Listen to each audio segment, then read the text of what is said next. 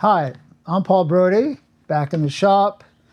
There's a man behind the cameras. His name is Mitch. He takes care of editing, filming, all that stuff. Welcome back to the show. Thanks for tuning in. Working on the AERMACCHI today. We're going to take off the cylinder head, open up the intake port.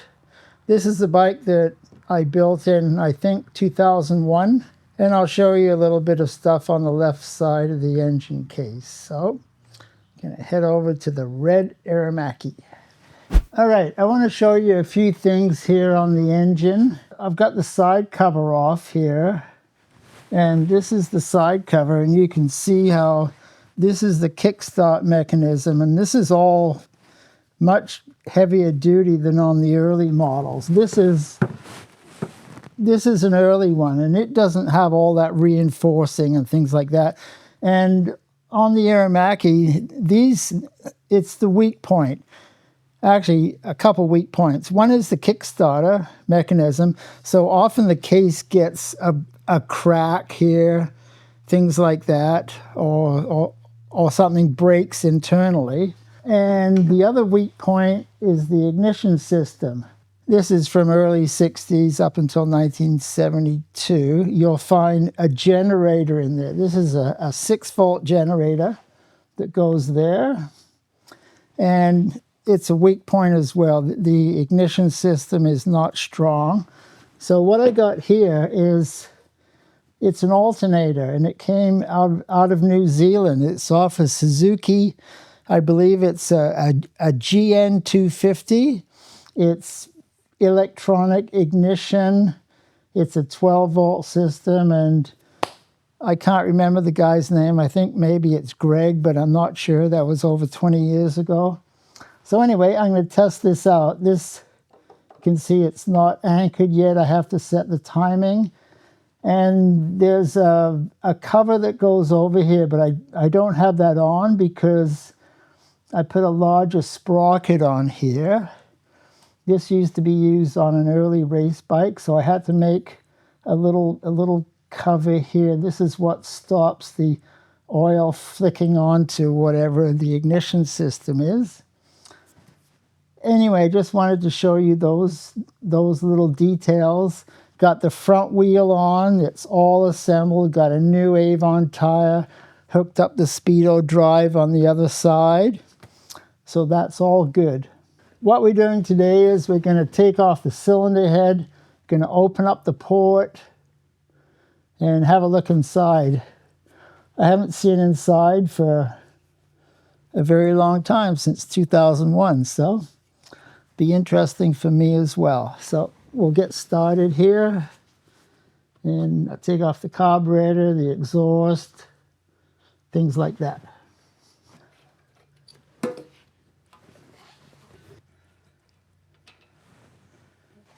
I got a special wrench here. Can you see this? It's not as angled anymore. I've ground it down. I've narrowed it, because this has to take off these, off the cylinder head nuts, and on the other side it's a tight fit. So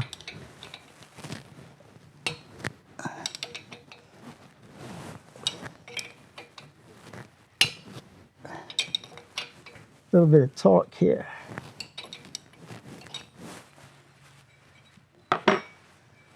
AERMACCHIs have no head gasket. It's just the head goes right onto the barrel, and it works fine.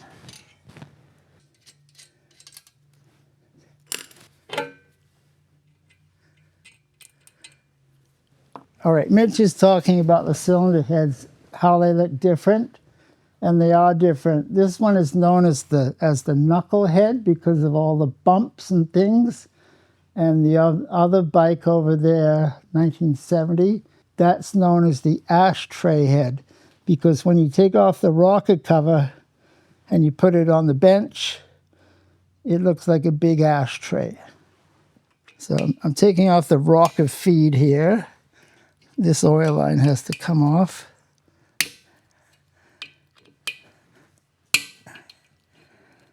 It comes apart pretty easy. Here's the gasket.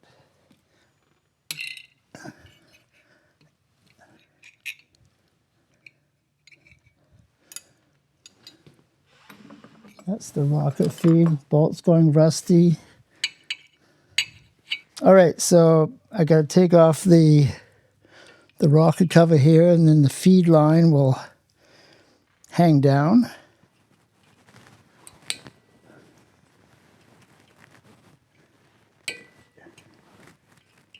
And after that, the cylinder head should just pop off. We'll see. And there's no carbon or anything in there because the motor's never been used. There we go. Okay, so the feed line stays intact. Don't have to take that off. The gasket. The gasket's okay. Okay, let's see if the head pops off. Got the push rods in here.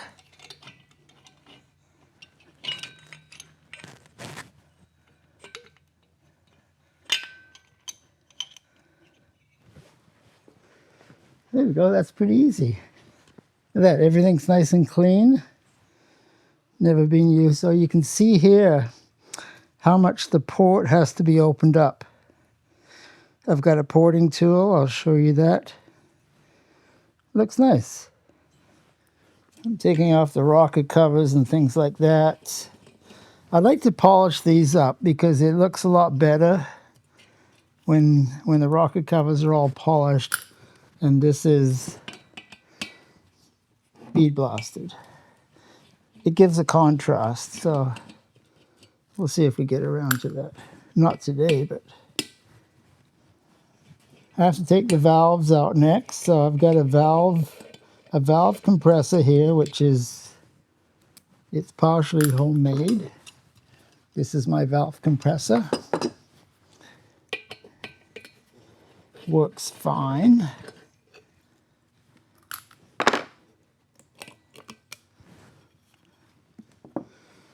It's nice when everything's clean and just comes apart. And the cylinder head here that I have is off a electric start motor. It's a 7374. Those are the best heads. They got larger valves, larger ports, all that. And there's some shims in here, so I have to, yeah, there's a shim falling down.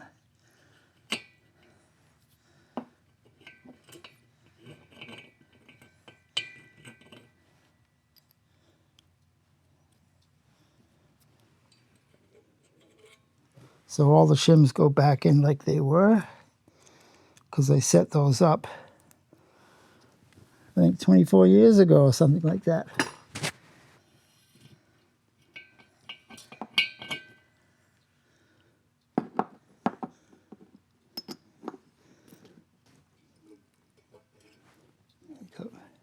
See, there's a couple shims in there. Can you see that? I got two shims in the different thicknesses.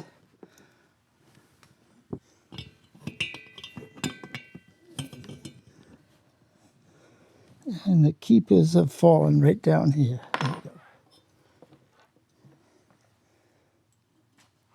There's a valve keeper, and there's another one. I think I got stock valves here. They're not oversized or anything like that.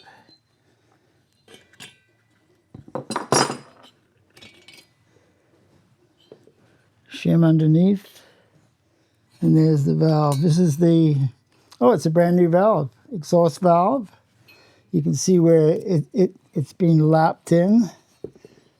Can you see the lap mark right there? From there to there. So that's the exhaust valve. And we'll get the intake valve here. It's all stock here. There's nothing fancy like race springs or anything. It's just stock.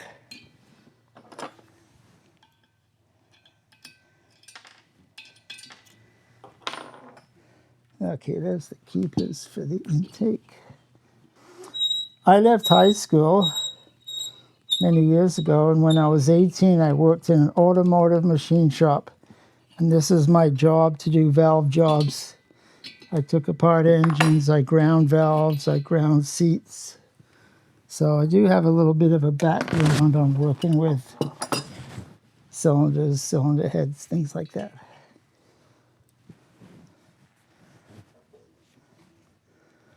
And I like this kind of stuff. Okay, so there's the intake valve. Can you see how the intake valve is larger? That's pretty typical on an engine. Okay, so you can see here now what the ports look like. So what I'm going to do now, I got a plate that I can mount this on, so I'll go grab that. So this is my holder. I made this up so that I can clamp here in the vise or things like that, or I can set it up like that, and that's about the angle of the cylinder head. Made that long time ago. Here's my porting tool. I got it back in the late 90s. It works really well. And here's the foot pedal, because it's controlled by my foot. It doesn't spin really fast, but that's good because it cuts quite nicely. I've got a selection of burrs here. Most of them are made out of carbide, and then it plugs in. So I'll get it set up. And to change, I need the wrench and an Allen wrench to hold it. So I'll choose a tool.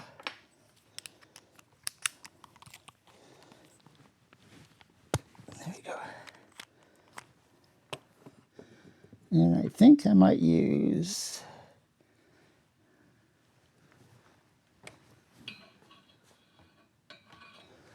I'll try this one to start with. Let's see how this works.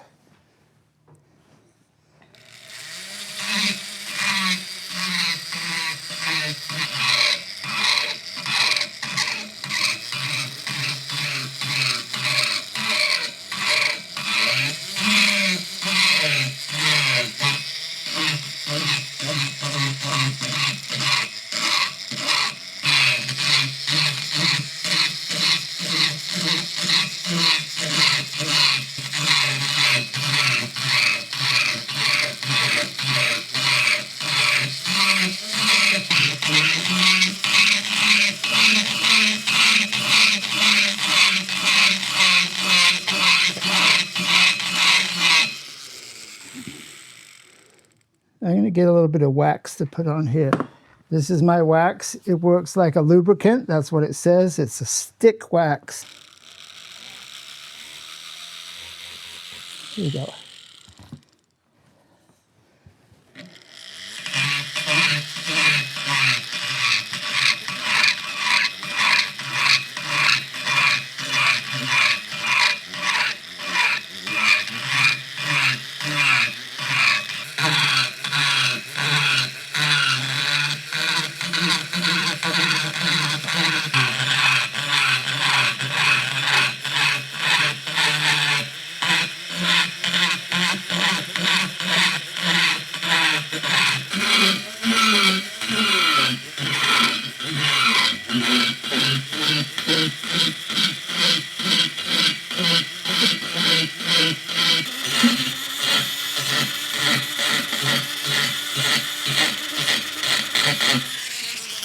Okay, let's see how the gasket fits.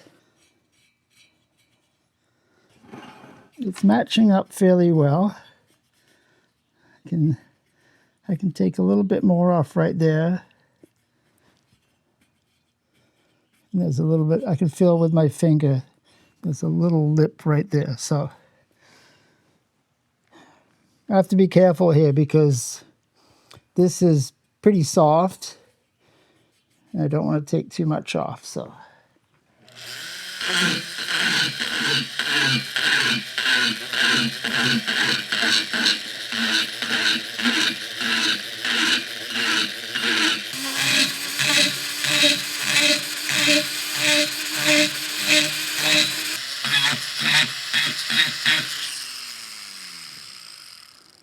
That's okay. And it's fairly smooth, so. I'll call that good. That's a memory cloth. I'm just gonna just go around here and just make that edge a little less sharp.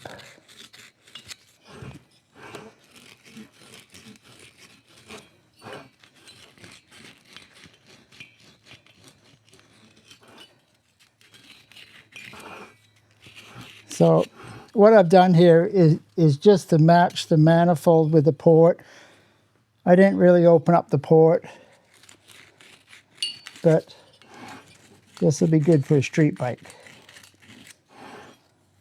So wash it in solvent and assemble. And then I have to work on the ignition, on the wiring. I've ordered jetting for the carburetor. And then sometime soon we're going to fire it up for the first time ever. It's my free solvent tank. I was at an air compressor company buying some oil or something years ago, and the guy asked me if I want a solvent tank, and I said, really? He says, yeah, it's free. We don't want it. We got a new one or something. So that was pretty nice to get a free tank, solvent tank. So I'm just getting all the chips out of here, and then I'll blow it out and it'll be good. A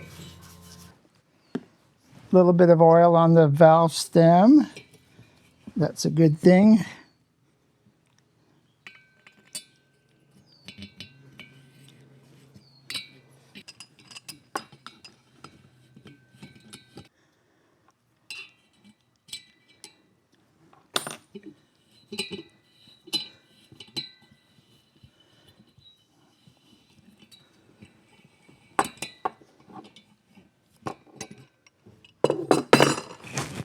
Okay, so we've got the intake valve in, exhaust valve.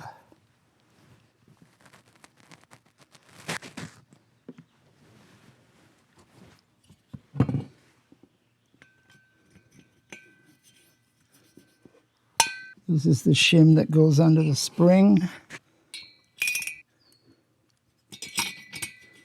Always get oily hands working on cylinder heads, or dirty hands, depending.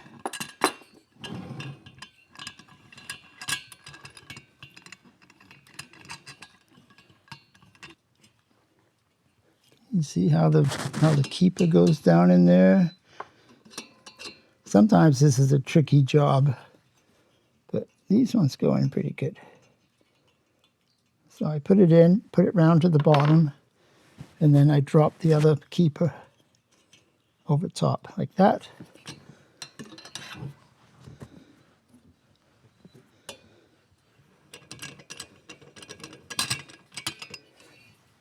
And then after you get it in, if you take a soft hammer like this, and you hit the top of the valve stem, not a real hammer, not like steel. This is hard plastic, and you have to seat them just a little bit. That's what I was taught, like that.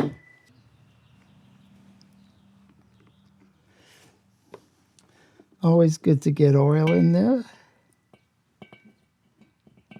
You see how this goes in sideways? Like that.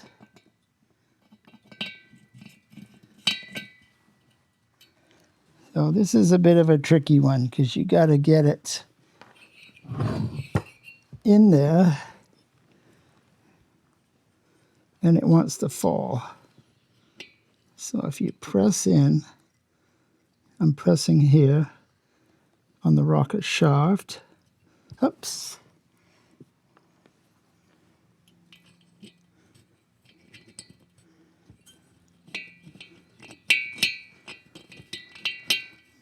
So I held up the shims with my scriber So this one's in.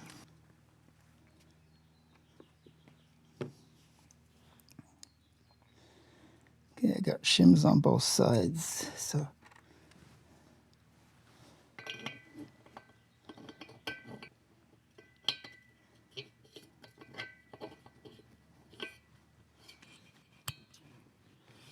okay, they're in. Let me show you let's look at the push rods over here.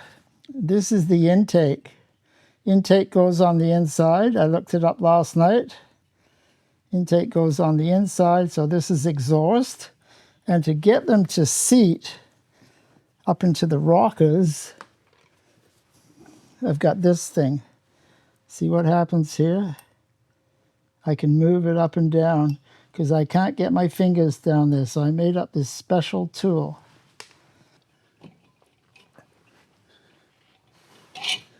There you go.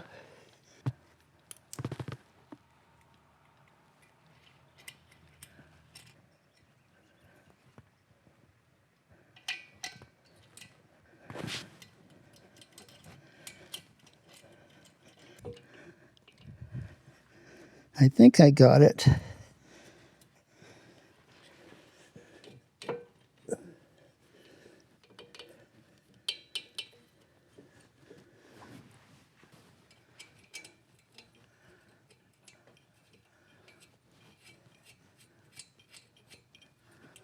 Okay, I got the head torqued down, so I'll put on the manifold and the cob, the exhaust system. I won't put on the tappet covers because I want to polish them up. And basically it's almost back together again. The hardest part was to get those push rods into the rockers. Definitely not easy when the front wheel's on.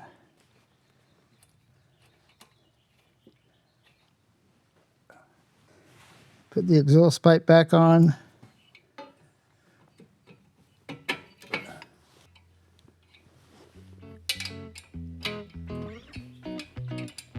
I think that's it for today. Got the head back on, bolted up. I got to polish the rocker covers. Thanks for watching. Mitch and I like coffees. If you buy us coffees, that really helps a lot. We're in our 5th year. We're heading up to 100,000 views. Please subscribe if you haven't. Please tell your friends. Take care. See you next time.